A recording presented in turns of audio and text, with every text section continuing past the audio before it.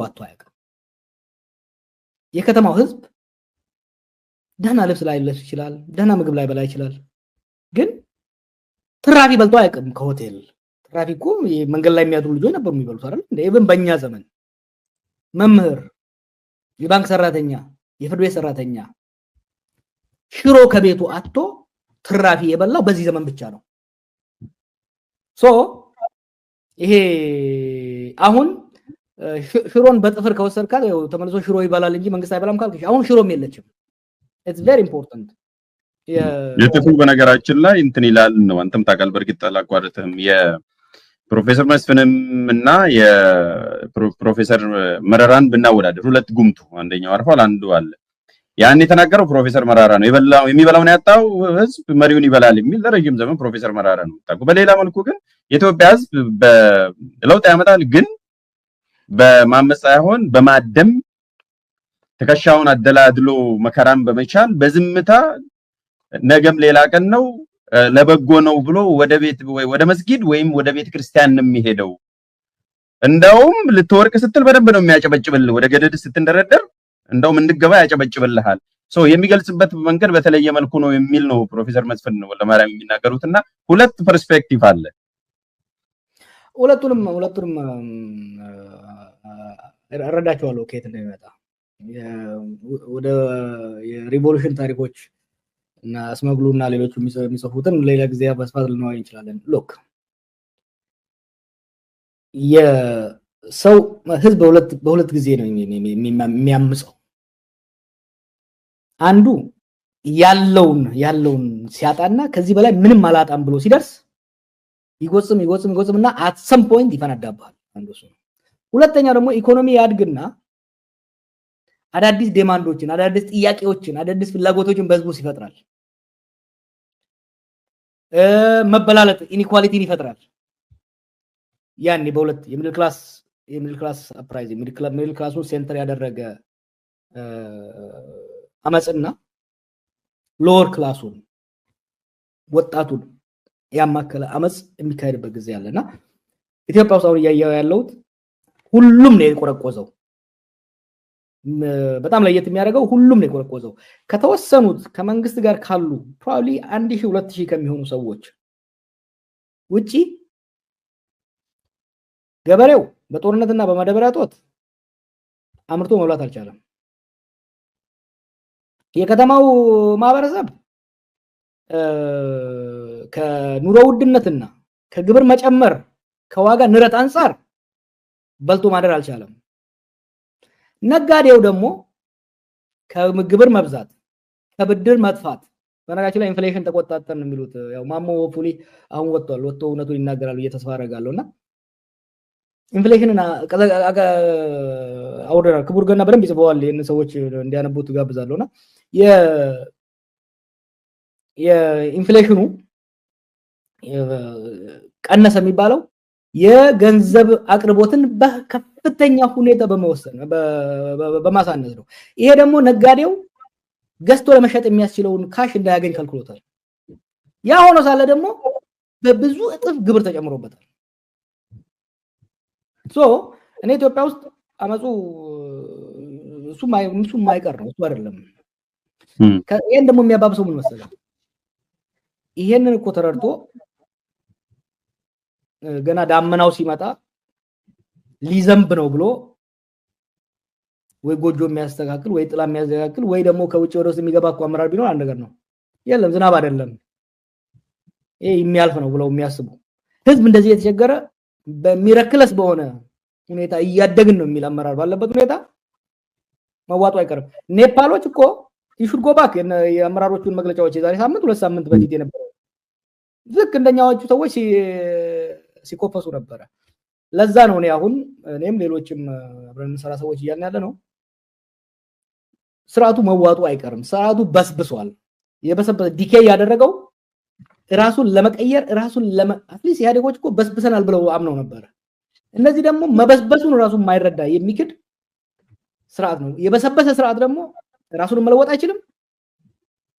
ሪፎርም አድርጎ ችግሮችንም ለመቅረፍ አይችልም። መዋጡ አይቀርም። ለዛ ነው ከስረዚህ ስርዓት በኋላ ለሚመጣው ምክንያቱም እንዲህ አይነት አመጾች ሲመጡ ቅድመ ዝግጅት ከሌለ ኔፓሎች በተወሰነ ደረጃ ምንም አይሉ ዝግጅት ነበራቸው። ምክንያቱም ባንግላዴሽን አይተዋል፣ ስሪላንካን ስላዩ የተወሰነ ደረጃ ዝግጅት ነበራቸው።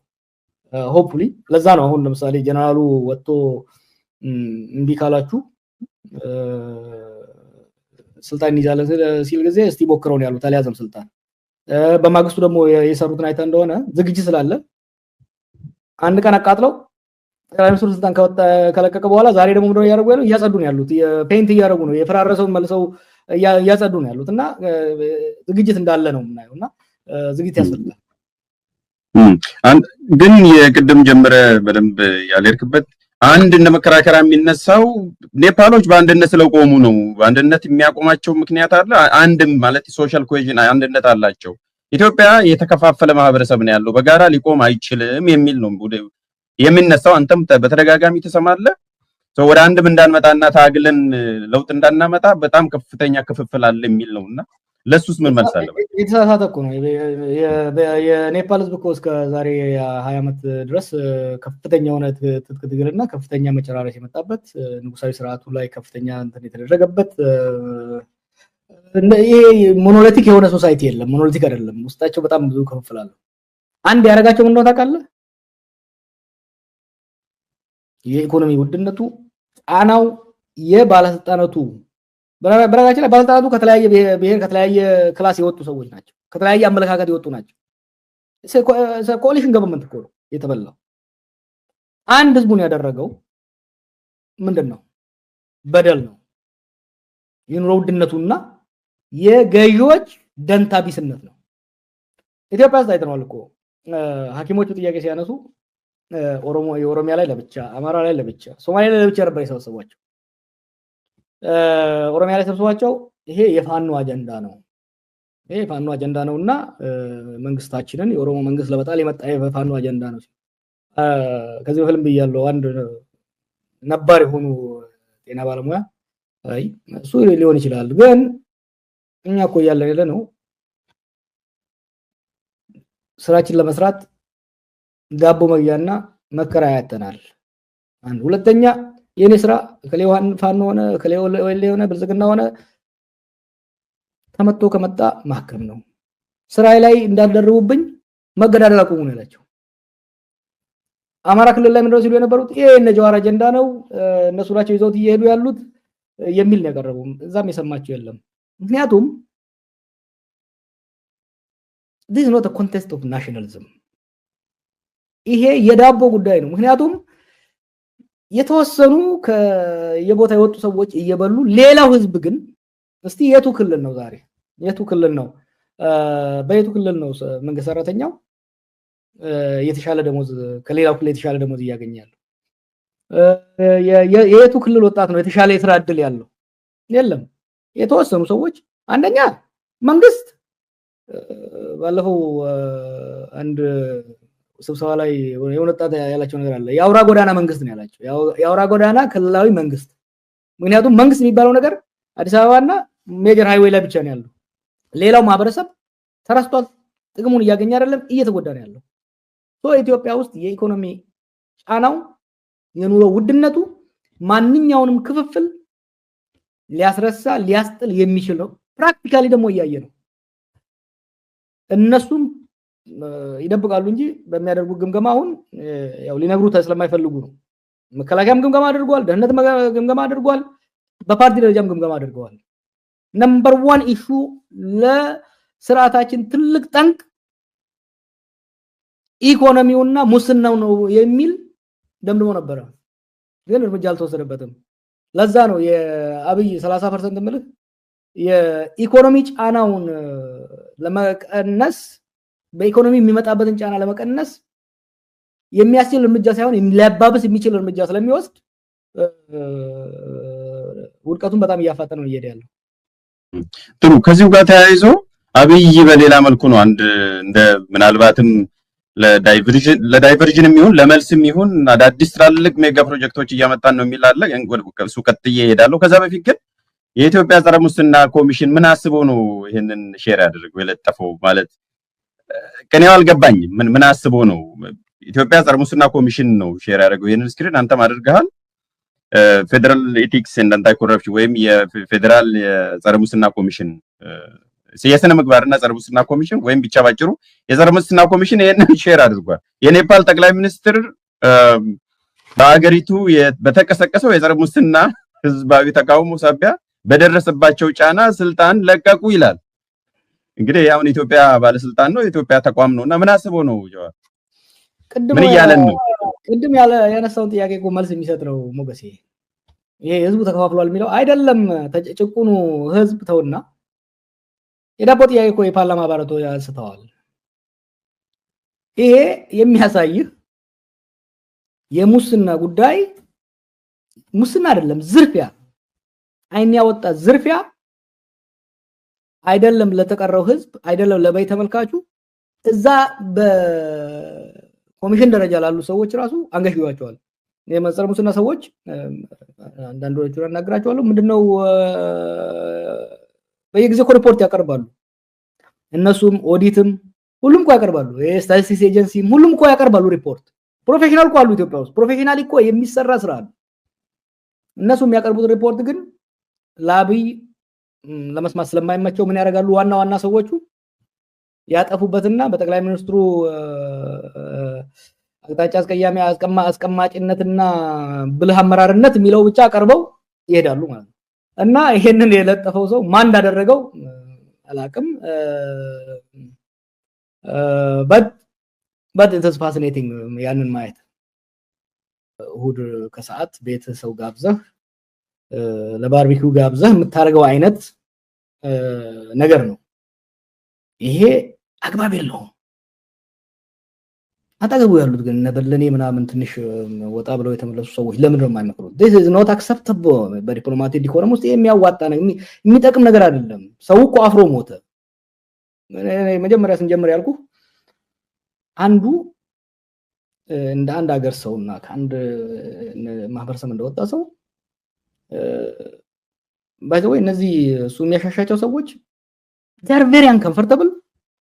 ዞር ሲሉ ደግሞ ያሙታል።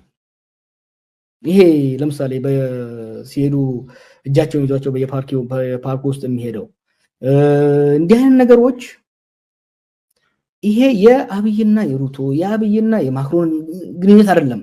ይሄ የሁለት አገሮች የሁለት መሪዎች ግንኙነት ነው። ፕሮቶኮል አለ። ፕሮቶኮል መጠበቅ አለበት። ካሜራ ከጠፋና ፕሮቶኮል ካለቀ በኋላ ጓደኛሞች ከሆኑ ፈን ማድረግ ይችላል። መተሻሻትም መደነስም መጨፈርም they can do anything። ካሜራው በሌለበት